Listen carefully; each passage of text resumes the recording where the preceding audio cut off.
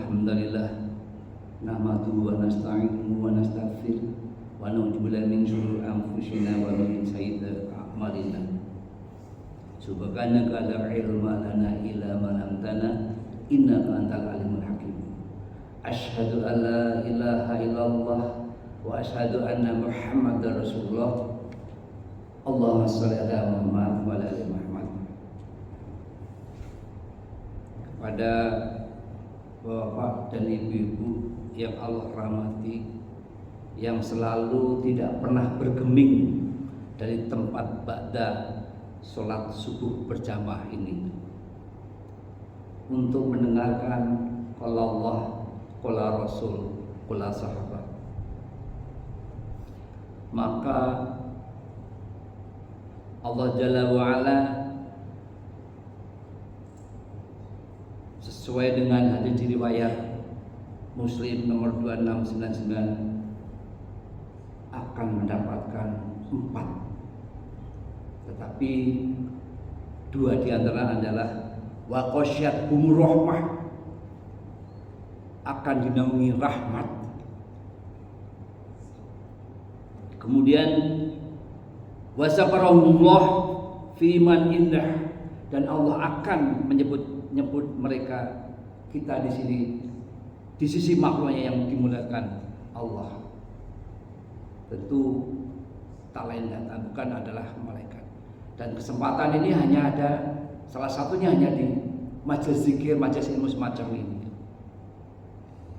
Dan semoga masjid ini menjadi rumah besar bagi setiap kaum muslimin yang berakidah ahli sunnah wal jamaah. Amin, Allahumma amin.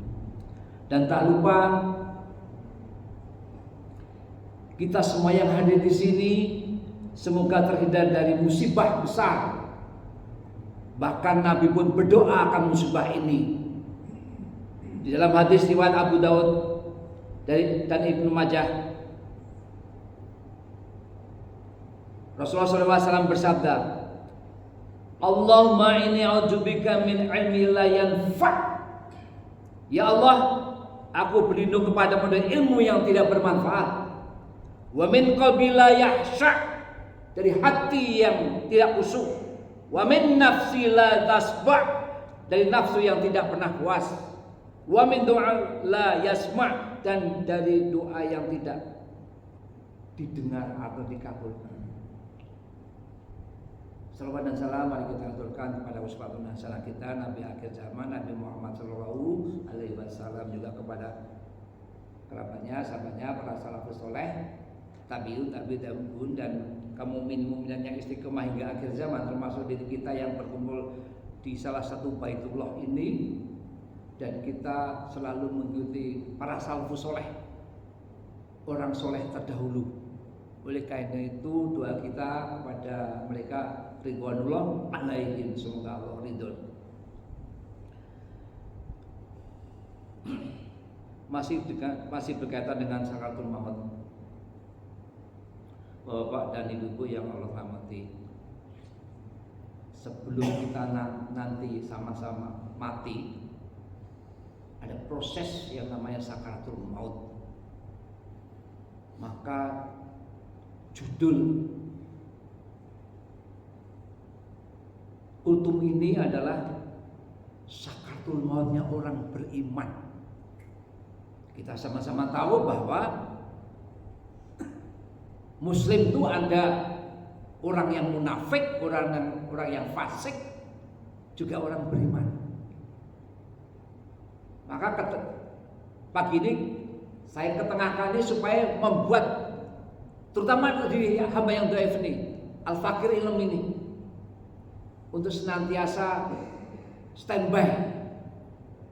Karena Allah tidak tahu, Allah tidak memberitahu kita kapan kita akan Allah panggil yang ketiga kalinya. Kenapa ketiga kalinya? Karena kesempatan pertama adalah ketika abang ojol, masya Allah, mengundang orang, melantunkan azan Allahu Akbar, Allahu Akbar. Itulah kita segera memenuhi panggilan Allah. mendatangi masjid. Yang kedua adalah umroh dan haji jikalau mampu.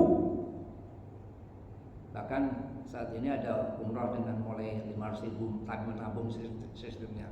Dan yang ketiga adalah panggilan kematian. Maka sebelum panggilan ketiga ini Allah panggil kepada kita semua yang ada di sini, maka puas-puaskanlah yang nomor satu dan yang nomor dua, yaitu apa?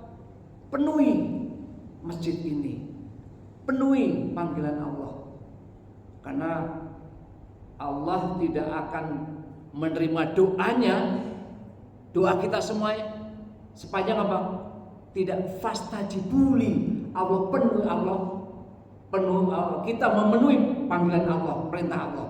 Maka syarat utama daripada berdoa adalah fastajibuli, jikalau memenuhi panggilan perintah Allah. Sakaratul maut adalah proses terpisah roh dari jasad yang dialami manusia menjelang kematian. Rasa sakit yang dirasakan selama sakaratul maut digambarkan sangat menyakitkan dan menusuk jiwa, sehingga orang yang sedang mengalaminya merasakan seolah-olah organ-organ tubuhnya ditarik dan dicabut. Allahu Akbar. Imam Ghazali berpendapat bahwa rasa sakit yang dirasakan selama sakaratul maut seperti sebatang pohon berduri yang dimasukkan ke dalam perut seseorang. Kemudian seseorang menariknya dengan sekuat-kuatnya sehingga ranting tersebut membawa semua bagian tubuh yang tersangkut padanya. Di saat malaikat maut akan mencabut roh kita dari ujung kaki sampai dengan tenggorokan, maka Allah tegaskan di surat Al-Qiyamah surat 75 ayat 26 dan 27, idza balaqatit taraqi, ketika roh itu di tenggorokan sampai dengan tenggorokan manusia, artinya itu kita sudah tidak bisa selamat, tidak bisa apa-apa. Lalu wakila man raqa, siapakah yang akan menyembuhkan? Siapakah yang bisa meruqyahnya? Tidak ada satupun. Inilah stressingnya, inilah penekanannya. Jika napas sudah sampai tenggorokan, the turning point, tidak akan balik lagi. Maka ini peringatan bagi kita-kita yang ada di sini. Syekh Sa'di menjelaskan, Allah mengingatkan para hambanya dengan keadaan orang yang akan tercabut nyawanya. Ketika roh sampai pada taraki, yaitu tulang-tulang yang meliputi ujung leher kerongkongan, maka pada saat itulah penderitaan mulai berat. Ia mencari segala sarana yang dianggap menyebabkan kesembuhan atau kenyamanan. Dan untuk orang-orang yang beriman, inilah orang-orang yang beriman. Bagaimana sakaratul maut bagi orang-orang yang beriman? Salah satunya ini, orang-orang yang beriman rohnya akan lepas dengan mudah dan ringan. Malaikatnya mendatanginya orang yang beriman untuk mengambil nyawanya dengan kesan yang baik lagi, menggembirakan. Dalilnya mana? Hadis Al-Bara bin Azib radhiyallahu anhu, bahwa Rasulullah SAW berkata tentang proses kematian seorang mukmin. Seorang mukmin bahwa bukan seorang muslim.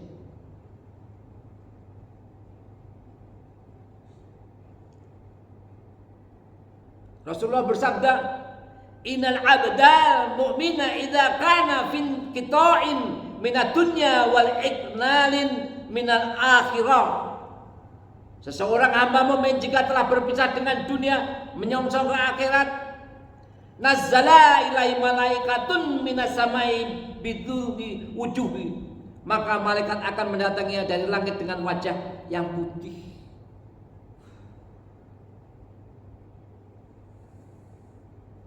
Kana wa wasyamsu ma'ahum kafanun min akfanil jannati wa hanutun min hanuti akjan. Runa muka mereka layak sinar matahari. Mereka membawa kain kafan dari surga serta hanut atau wewangian dari surga. Hatta yajlisu minhu madal basor thumma yabi'u malakul mauti alaihi salam hatta yaslisa indaraf si fayaqulu. Mereka duduk di sampingnya sejauh mata memandang. Berikutnya malaikat maut hadir dan duduk di dekat kepalanya sembari berkata, ini untuk orang mukmin. Ayyatuhan nafut thayyibatu roji ila maghfiratu minallah wa ridwan. Wahai jiwa yang baik, wahai jiwa yang tenang, keluarlah menuju ampunan Allah dan keridhaannya. Wa ridwan. Qala fatruju tasilu kama tasilu qatratu min fisiqai. Rohnya keluar bagaikan aliran cucuran air dari mulut kantong kulit. Kalau zaman dulu untuk membawa air itu pakai kantong, tasnya kulit. Fayakudu ha faida akhadha lam yudauha. Setelah keluar rohnya, maka setiap malaikat maut mengambilnya. Fi yadihi tarafaf ainin hatta yakutuha fayaj'aluha fi dzalikal kafani wa fi dzalikal hanud. Jika telah diambil, para malaikat lainnya tidak membiarkannya di tangannya. Mereka ambil dan diletakkan di kafan dan hanud tadi uangnya. Kemudian wa yakhruju minha qayat qad yabi nafhati miskin wujuhida ala wajhil ard.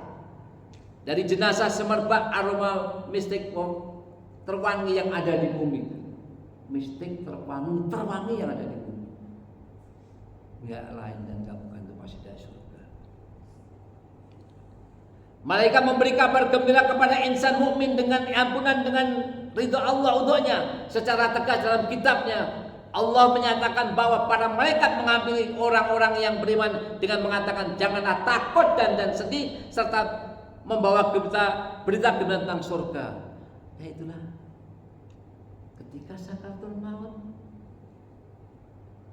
sudah ketahuan, ketika dicabut nyawanya kemana itu sudah ketahuan sesuai dengan penjelasan hadis ini. Orang yang beriman rohnya akan lepas dengan mudah dan ringan, lalu keinginan orang soleh untuk segera dikuburkan setelah kematiannya. Orang soleh sesaat setelah diambil nyawanya memiliki keinginan untuk segera dibawa ke peristirahatan terakhir. Jadi kalau sudah sakaratul maut sudah berlalu, kemudian meninggal, sudah wafat, maka orang beriman tuh karena udah kangen banget sama satu tempat, yaitu Raudhul min Riyadil Jannah, taman di antara taman surga sebelum surga. Hal itu disebutkan dalam sebuah hadis sahih Al-Bukhari yang berbunyi, idza wudi'atal jinazatu farahmalaha arjilahu ala anaqihim. Jika jenazah diletakkan lalu dibawa oleh para laki-laki di atas bedanya, jadi digotong. Ada sebagian orang jenazah itu tidak ditutup. Di mana itu? Di Palestina. Jenazah itu tidak ditutup dengan kain. Kalau kita kan ditutup. Sebagian orang. Kenapa begitu? Ya biar tahu kelak, entah semenit, 2 menit, 1 jam, 1 tahun, 10 tahun, kamu akan seperti itu, akan digotong menjadi ibroh bagi kita. Fa in kanat salihah qalat qadimu. Jika jenazah tersebut termasuk orang soleh semasa hidupnya, ia bergerak, bersegeralah kalian mawa aku. Qadimu. Wa in kanat ghairu sholihah qalat ya wailaha aina yashabuna. Jika ia bukan orang soleh, ia akan berkata, celaka, kemana hendak mereka bawa saya.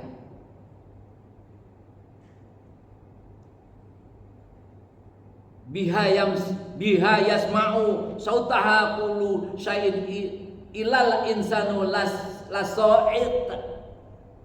Cerita jenazah itu akan didengar oleh setiap makhluk kecuali manusia. Seandainya manusia bisa mendengarkannya, tentu mereka akan pingsan. Itulah kegunaannya salah satu hal gaib. Kita tidak bisa mendengar semuanya. Kalau sampai kita mendengarnya, udah nggak bisa apa-apa. Mendengarkan orang di dalam kubur atau dimanapun juga disiksa, udah nggak bisa makan. Mau makan juga susah. Lalu Bapak dan Ibu yang Allah rahmati, apa kesimpulannya kultum pada ini? Setiap orang yang teledor, ana wa antum bisa jadi, baik dengan kekufuran maupun perbuatan maksiat lainnya, akan dilanda gulungan penyesalan yang besar. Maka Bapak kesempatan pada mumpung kita masih hidup, banyak-banyaklah tobat, karena kita nggak tahu. Bisa nggak usah jauh-jauh seperti Al-Fakir Ilm ini. Ketika masih muda nggak tahu, udah lupa. Atau kenapa? Karena banyak dosa-dosa yang dilakukan. Maka di sini dikatakan dilanda gulungan penyesalan dan akan meminta dikembalikan ke dunia meski saja ketika sudah dalam maut. Udah nggak bisa lagi. No the turning point. Tidak ada saat balik lagi. Untuk menjadi orang yang insan muslim yang soleh, kalau udah dalam kubur, kalau udah sakral maut nggak bisa. Namun kesempatan itu sudah hilang, tidak mungkin disusul lagi. Jadi persiapannya harus dilakukan sejak dini dengan tetap memohon agar kita semua diwafatkan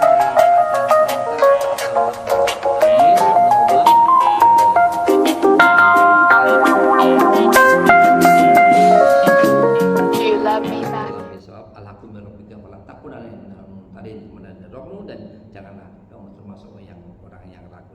Mari kita tutup dengan doa kafaratul majlis. Subhanallahumma wa bihamdika asyhadu an la ilaha illa anta astaghfiruka wa atubu ilaik. Assalamualaikum warahmatullahi wabarakatuh.